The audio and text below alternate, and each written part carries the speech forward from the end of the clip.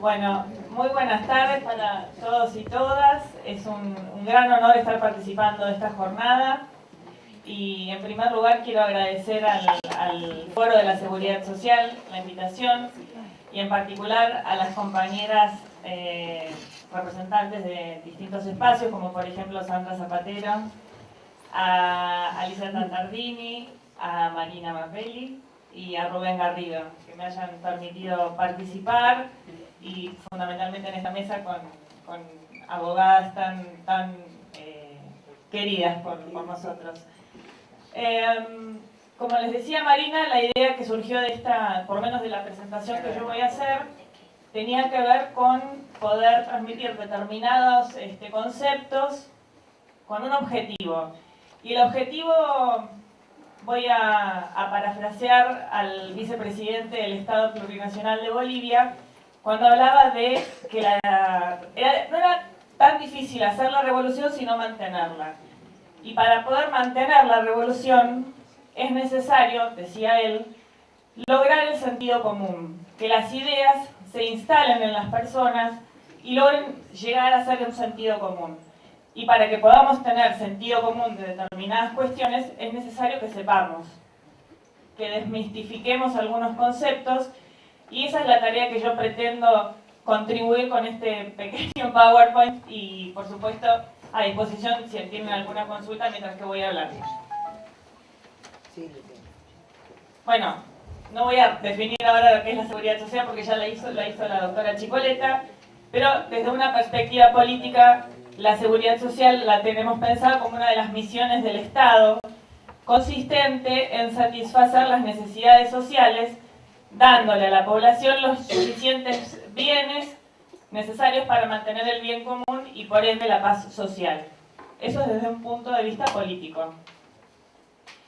Y ese derecho a la seguridad social, como bien lo dijo la doctora Chipoletta, surge de la Constitución Nacional, que es nuestra máxima ley.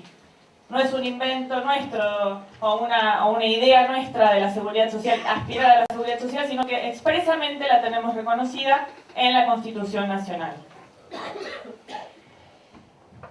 Bueno, ¿quién administra la seguridad social? La ANSES es el organismo descentralizado en la órbita del Ministerio de Trabajo, Empleo y Seguridad Social que administra el Sistema Único de Seguridad Social.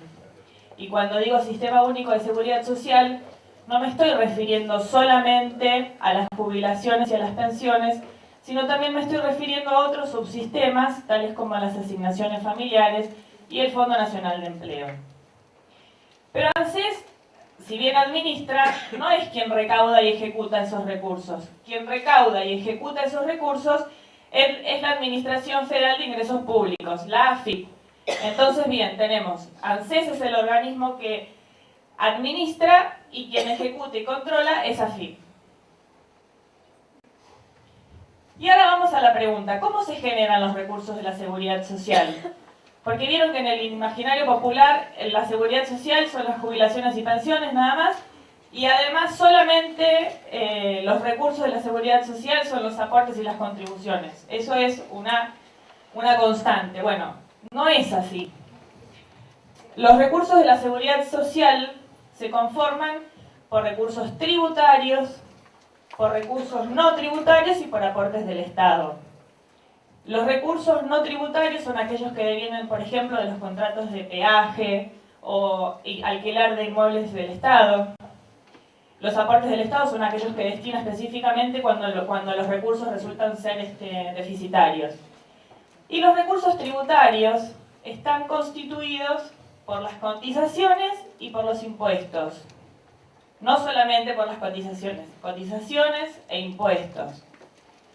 Esto lo que nos está diciendo es que todos aquellos destinos que van a surgir a partir de la seguridad social van a ser financiados por tributos, por aportes del Estado y por otros ingresos, no solamente aportes y contribuciones. Como verán en este cuadro, bueno, yo me voy a arriba.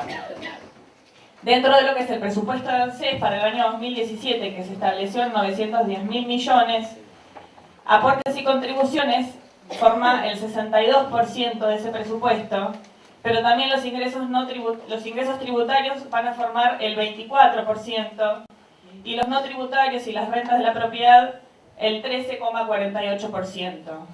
De esa forma se compone la torta de dinero que tiene ANSES. Ahora bien, vamos a los recursos tributarios. Como les dije, estábamos hablando no solo de cotizaciones, que las cotizaciones son los aportes y las contribuciones, sino también los impuestos. Y hay impuestos cuya recaudación, el total, el 100%, se destina a la seguridad social, y hay otros que solamente una porción de esa recaudación se va a destinar a lo que es la seguridad social. Y ahora voy a desentrañar un poquitito cuáles son los que se destinan el total y no el total. El impuesto al valor agregado, el 11% de lo que se recauda en concepto de impuesto al valor agregado se destina a la seguridad social. Y fíjense qué paradoja esto, porque impuesto al valor agregado lo pagamos todos y todas. Cuando vamos a comprar el pan, cuando compramos la leche, incluso aquellas personas que no se ven beneficiadas por los beneficios de la seguridad social, aquellas personas que están totalmente, o no tienen trabajo y no han tenido trabajo registrado, no van a verse incorporadas por la seguridad social, sin embargo, van a contribuir con sus recursos. Y esto es muy importante que todos sepamos, porque esto tiene que ver con la solidaridad. Todos estamos contribuyendo a formar esos recursos de la seguridad social. Entonces, para que sepamos, todo lo que recauda el Estado en concepto de impuesto al valor agregado, el 11% se va a destinar a la seguridad social. Impuesto a las ganancias, un impuesto que es bastante resistido. Hay un monto fijo que establece la ley de impuesto a las ganancias, 120 millones anuales, se detrae del importe bruto que se recauda en concepto de impuesto a las ganancias. Y deducidos ese importe fijo más otros dos destinos a los aportes del Tesoro y a las provincias, ese resultado neto, ya tenemos el importe bruto, descontamos, deducidos esos montos, el 20% de todo lo que se recauda en concepto de impuesto a las ganancias también se va a destinar a la seguridad social. Después, otro monto que es enorme es aquel que deriva de la coparticipación federal de impuestos, que es el 15%. Para que se den una idea, ¿qué impuestos forman la coparticipación federal de impuestos? Ahora les voy a mencionar algunos. El saldo restante del IVA, por ejemplo, yo les dije que a la seguridad social va el 11%, bueno, el 89% de los 80%, dispuso la eliminación de las contribuciones patronales. ¿Con qué objetivo? Con el objetivo de abaratar el costo laboral. Esta campanilla del abaratamiento del costo laboral se viene tocando hace mucho tiempo. Bueno, con la idea de abaratar el costo laboral se suprimen las contribuciones patronales. Imagínense el impacto que puede llegar a tener cuando vimos que dentro del presupuesto del ANSES el 64% está formado por aportes y contribuciones. Bueno, ya con la democracia, en el año 84, son restituidas las contribuciones patronales. A partir de la sanción de la ley 2441 se establece este importe, este porcentaje, esta alícuota del 16%, pero sin perjuicio que la ley es bien clara. Durante toda la vigencia de la ley hubo distintas reducciones de esta alícuota a lo largo y a lo ancho del país. Nunca se cumplió estoy hablando siempre del ámbito del empleo privado, no público, ¿no? Bueno, hubo distintas reducciones a lo largo y a lo ancho del país, y entonces llegamos al año 2001, momento en el cual tenemos una crisis social, económica y política tremenda, y se dicta el decreto 814. Ese decreto manifiesta que a los fines de establecer una tarea de control y fiscalización, se resuelve derogar las reducciones patronales que a lo largo del país existieran y se establece una contribución unificada.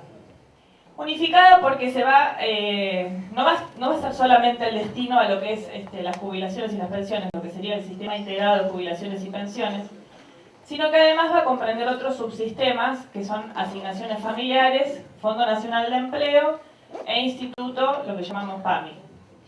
Y esa contribución, esa alícuota unificada, se fija en 16 puntos porcentuales, la totalidad, 16 puntos porcentuales, y se adiciona un punto más al año siguiente para destinarlo al PAMI también, y se va a hacer una diferenciación en 20% de alícuota unificada para aquellos empleadores cuya actividad fuera la de prestación de servicios y 16 para los restantes empleadores. Tenemos 20 y 16 y al año siguiente se le adiciona un punto más, 21 y 17. Ahora bien, el decreto no dice cómo vamos a distribuir esa alícuota. Entonces se hace una distribución proporcional a lo que mantenían las leyes originarias. Y entonces ahí es donde vemos este gráfico que yo les puse. La ley establece que el destino a lo que es SIPA, o Sistema Integrado de Jubilaciones y Pensiones, era el 16%. Pero con esta reducción, con esta contribución unificada, esos 16 puntos se reducen a 10.176. No solo desfinanció esto, sino que además, por ejemplo, asignaciones familiares, la ley que trata las asignaciones familiares establece que se deben destinar 7,5 puntos, pero como ahora tenemos una contribución unificada, esos 7,5 puntos se transforman en 4,44. Fondo Nacional de Empleo, la ley establece 1,5 puntos y con esta contribución unificada se reduce a 0,88. PAMI tenía 2 puntos, se reduce a 1,49. ¿Qué quiero decir con esto? Que a través de este decreto hemos desfinanciado todos los subsistemas de la Seguridad Social. No solo jubilaciones y pensiones, sino también Fondo Nacional de Empleo y asignaciones familiares y PAMI. ¿Y qué es lo que quiero decir cuando se habla de la tasa de desempleo y el costo laboral? La baja de los aportes patronales fue siempre, como les dije, el instrumento para favorecer que, con el supuesto favorecimiento de la creación de empleo, reducían los costos laborales. Ahora, en empleo registrado entre el año 94 y el 2003, disminuyó en un 9,6%. Es decir, que mientras que yo les dije que la contribución teníamos distintas a lo largo y a lo ancho del país, el empleo se redujo. Y la tasa de desocupación por el periodo 91-2001 se incrementó, pasando del 9% en el año 1991 al 21% en el año 2001. ¿Qué quiero mostrar con esto? Que con estas políticas de precarización laboral, lo único que se genera son altos niveles de desempleo, alto nivel de vulnerabilidad y un consecuente desfinanciamiento del sistema previsional. Y esta reducción de las contribuciones patronales no han sido un elemento hábil para generar mayor empleo o para mayor registración del empleo existente. Fíjense, por último, en cuanto a lo que es este presupuesto, que la seguridad social está en el presupuesto nacional ocupando el 64%. En ese 64% se incluyen todo lo que es seguros sociales y previsión social. El resto del presupuesto se destina el 14% a servicios económicos, 10,5% a deuda pública. Debo decirles que esto ha ido aumentando en los últimos presupuestos, lamentablemente. Administración gubernamental 5,8% y servicios de seguridad y defensa 5,3%. Esto serían las nociones básicas de cómo se generan los recursos de la seguridad social, qué lugar ocupan en el presupuesto nacional, que en definitiva, si ustedes miran el esquema, los servicios sociales vienen a constituir el fin último del Estado. Entonces, ese porcentaje nosotros tenemos que intentar que cada vez sea mayor y no menor. No que crezca el porcentaje de deuda pública, sino que crezca el porcentaje de servicios sociales. Bueno, y ahora me voy a referir al Fondo de Garantía de Sustentabilidad. Ustedes recién vieron cómo estaba formado el presupuesto del ANSES, que se formaba por recursos tributarios, no tributarios y aportes del Estado.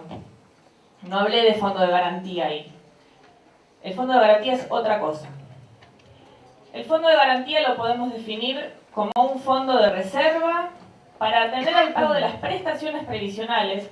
Y cuando digo prestaciones previsionales, recuerden que no me estoy refiriendo solamente a aportes y a jubilaciones y pensiones, sino que estoy hablando también de asignaciones familiares y de Fondo Nacional de Empleo. Entonces, este fondo de garantía es un fondo de reserva para atender esas prestaciones previsionales en casos de eventuales insuficiencias de los recursos de la seguridad social. El objetivo principal que tiene este fondo es evitar que las prestaciones previsionales se conviertan en la variable de ajuste en momentos en que la economía entra en un ciclo desfavorable. ¿Por qué? Dice ciclo desfavorable, porque si hay una contracción del mercado, por ejemplo, se supone que lo que ingrese en concepto de impuesto al valor agregado va a ser inferior. Asimismo también los recursos coparticipables, asimismo el impuesto a las ganancias, asimismo la reducción de las contribuciones, de las cotizaciones en concepto de aportes y contribuciones, porque si aumenta la tasa de desempleo, quiere decir que ingresan menos recursos a la seguridad social. Entonces, en ese escenario es que aparece este fondo de garantía a fin de resguardar y evitar que un día un loco se levante y diga vamos a recortar el 13% a las prestaciones previsionales. Para eso está ese fondo de garantía. Y también, no es solamente para eso, no solamente para eso que es muy importante fue creado, sino que también fue creado con el objeto de contribuir al desarrollo sustentable de la economía a través de la inversión adecuada de sus recursos. ¿Qué quiero decir con esto? El Fondo de Garantía tiene dentro de su composición proyectos productivos, que cuando se creó ese Fondo de Garantía, el porcentaje que correspondía a los proyectos productivos era muy chiquito y a través del tiempo fue creciendo. Esos proyectos productivos que son, bueno, son el famoso Plan Procrear. ¿Qué pasaba con eso? Se destinaba dinero para la adquisición o refacción de viviendas, se generaba, la industria de la construcción generaba movimiento, al generar movimiento la industria de la construcción aumentaba el consumo y entonces todo eso que ustedes vieron, que saben ahora que va a la seguridad social, generaba. Entonces tenemos este famoso círculo virtuoso entre la generación del empleo, el aumento de los recursos para la seguridad social y el mantenimiento de los recursos de este fondo. Un círculo perfecto. Bueno, ¿cómo se formó este fondo? Cuando se crea, este fondo recibe los fondos provenientes de los saldos de las cuentas de capitalización que se pasaban al Estado a través de la opción. Recuerden que antes de que se disolviera las AFJP, tuvimos la opción de volver a la capitalización, al reparto. ¿Se acuerdan que antes era imposible? Bueno, como paso previo a la estocada final, se le dio a los trabajadores y trabajadoras la posibilidad de volver al Estado. Entonces, aquellas cuentas individuales de esas personas que habían ejercido esa opción pasaron a formar parte de este fondo de garantía. Y en ese momento representaban 17.000 millones. En el año 2008, cuando el Estado reasume esa potestad que nunca debió haber delegado en las AFJP, cuando el Estado reasume, ese fondo aumenta a 80.000 millones. Y a partir de ese momento, y hasta el año 2000, tengo acá marcados hasta el 2016, fue creciendo ese fondo paulatinamente, sin pausa pero sin prisa, así. Quiere decir que objetivamente acá no hay ideología, es una simple lectura objetiva que nos permite decir o inferir que el manejo del fondo ha sido adecuado. Bien, ¿cómo se compone este fondo? Lo había comentado el compañero de Cifra. Un importante porcentaje está formado por títulos públicos y como les hablaba yo, los proyectos productivos representan en este momento el 9.8%. Si bien en alguna época representaron un poquito más, ahora se redujo llamativamente el porcentaje que destinan a proyectos productivos y se aumentó el porcentaje que se destina a acciones, por ejemplo. Se incorporó los préstamos a la provincia derivados de la ley 27.260, la famosa y mal llamada reparación histórica, y fondos comunes de inversión. Un poco este es el esquema de la composición del fondo. Yo para terminar quisiera decirles que en esta famosa ley de reparación histórica hubo muchas cosas que se introdujeron con la sanción de esta ley. En un primer lugar, digamos, lo primero que se presentó fue una propuesta de mejora de los saberes a un grupo de jubilados y pensionados, no a la totalidad de los jubilados y pensionados. Y después podemos pasar horas evaluando si esa mejora existe como tal o es unos espejitos de colores. Pero bueno, lo importante es que es a un grupo de jubilados y pensionados. Por otro lado, ratifica los acuerdos que se suscribió con la ciudad autónoma y las provincias vinculadas a la coparticipación federal de impuestos. Y acá hay una primera alerta porque ustedes vieron que hay un 15% de la coparticipación federal que se destina a los recursos de la seguridad social. Entonces, si yo voy a tener la potestad con cada provincia de arreglar qué es lo que le voy a derivar o no de la coparticipación federal, vamos a estar en un problema. Y por otro lado, esta ley afecta o permite afectar los recursos del Fondo de Garantía para atender al pago de esta reparación histórica. Y cuando digo afecta, no solamente dice que se podrá atender al pago, sino que permite la realización de sus activos, es decir, la venta de sus activos. Entonces imagínense, el fondo de garantía vendría a ser esa plata que tenemos en la casa que es para una emergencia, esa que tenemos en la caja de zapatos, abajo del colchón, que no se toca. En este caso se toca porque la idea es que crezca a través de la inversión, pero bueno, imagínense eso.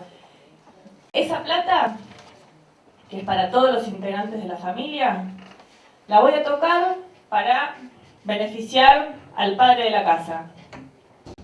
Después, si tiene un problema el hijo, la mujer o el hermano, y bueno, no tengo más. Entonces no pareciera lógico en este esquema de solidaridad al cual apuntamos que para atender el pago de las mejoras a un grupo de jubilados se comprometa la estabilidad de un fondo que viene a cubrir los eventuales riesgos del conjunto de los beneficiarios. Ahí está el problema y ahí está la alerta que tenemos que tener.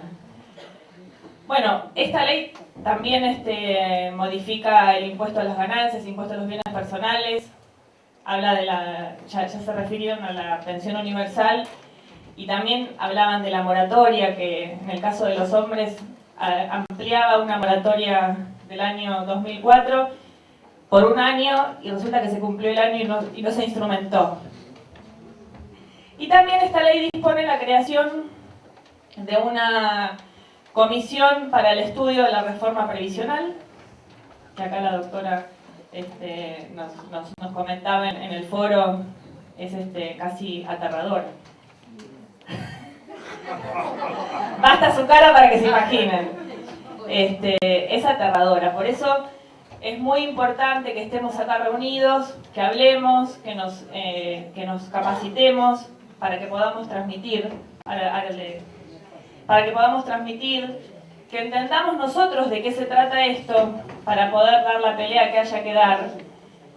Y esto de reunirnos yo digo que son caricias al alma, porque uno se siente que se emociona con las experiencias ajenas, que saca fuerza que a veces nos cuesta tener fuerzas en estos momentos difíciles, pero creo que tenemos que seguir, que tienen que ser puntapiés para seguir, cada uno en su espacio, cada uno en su ámbito de donde se mueve, pero no tenemos que bajar los brazos, tenemos que seguir adelante y yo creo que si seguimos adelante vamos a poder tener un futuro mejor para todos y todas. Muchas gracias.